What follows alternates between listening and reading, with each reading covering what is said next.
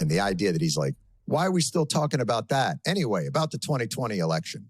That was stolen, all right. And we are back with Trump facing an uproar over Jeffrey Epstein, while his attorney general just filed a motion to unseal grand jury testimony. The problem for Trump: it's unclear what could ever satisfy his enraged followers. Experts pointing out MAGA's Epstein conspiracy theories run very deep and are linked to QAnon conspiracy theories about a deep state cabal. Fabrications that took hold on the far right, in part because Trump and his allies embraced them, like Kash Patel, now Trump's FBI director. Here's what Patel said about QAnon before Trump's second term. A lot of people bring up Q and a lot of these other theories, and I'm like, look, there's a lot of good to a lot of it. And if it's Q or whatever movement that's getting that information out, I am all for it. Excellent. Every day of the week. With anything, Q or otherwise, is you can't ignore that group of people that has such a strong, dominant following. I talk with the president all the time as well, and we're just blown away at the amount of acumen some of these people have. And joining me now is Will Sommer, senior reporter for The Bulwark. He's also the author of Trust the Plan: The Rise of QAnon and the Conspiracy That Unhinged America. Thank you for being here, Will. You're an expert on all of this. So bring me into the roots here, QAnon's roots and its connection to the kind of firestorm, fallout we've experienced these last 2 weeks. Sure. So at the heart of QAnon and sort of related conspiracy theories is the belief that there's a pedophile cabal that rules the world. And it's a lot of people in the Democratic Party and Hollywood and banking. And that Donald Trump comes in because they think he's going to defeat the cabal and usher in a sort of utopian age.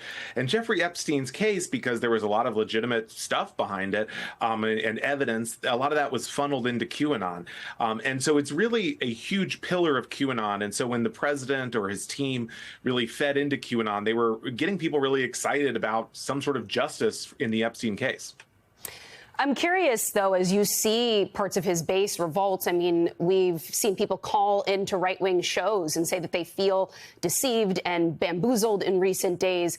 To an extent, do you think that the president has overestimated the extent to which this movement has been just about him or owned entirely by him?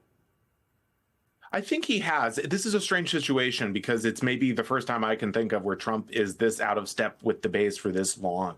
I mean, this is an issue. I mean, people called it an article of faith. I mean, for many people, it is a religious issue. They think they're working on behalf of God when they spread QAnon. I mean, they think, understandably, they're very emotionally affected by the stories of Jeffrey Epstein and his associates.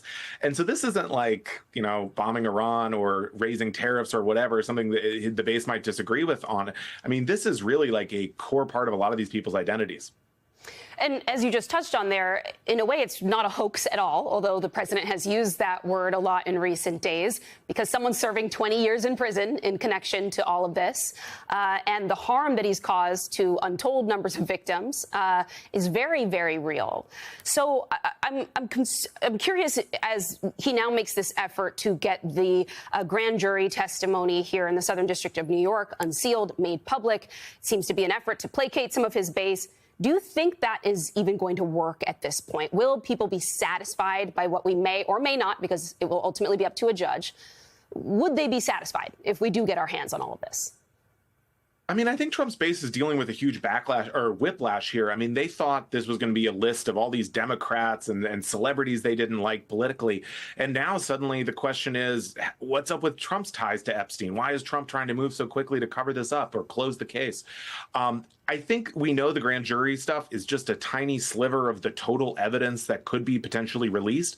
It seems like the administration is trying to say, okay, we'll give you the grand jury stuff and then it's over. I think this is going to kind of stick in Trump supporters' craws and even people who don't support Trump. I think there are a lot of independents who are brought into this case and interested in it because of podcasts, things like that. And they're interested in seeing how it's resolved as well.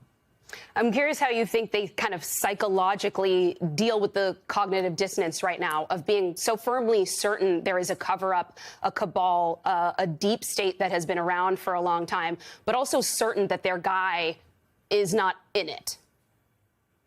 Well, they've had a lot of practice, right? On one hand, we've had video of Donald Trump and Jeffrey Epstein kind of palling around, checking out women in the past, and Trump obviously gave a quote about Epstein's love of young women. And in the past, they had, particularly in QAnon, they had decided, well, this means that Trump was infiltrating the cabal, or he was like going James Bond mode.